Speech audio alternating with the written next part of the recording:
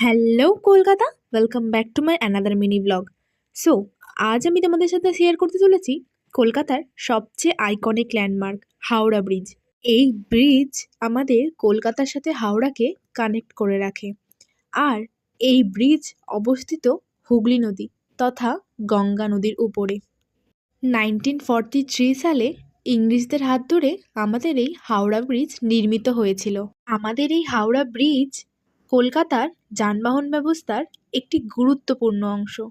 আর আমাদের এই ব্রিজ দিয়ে প্রতিদিন প্রায় লক্ষ লক্ষ মানুষ যাতায়াত করে।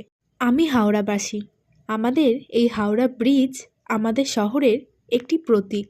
এটি আমাদের সংস্কৃতি এবং ইতিহাসের একটি গুরুত্বপূর্ণ অংশ।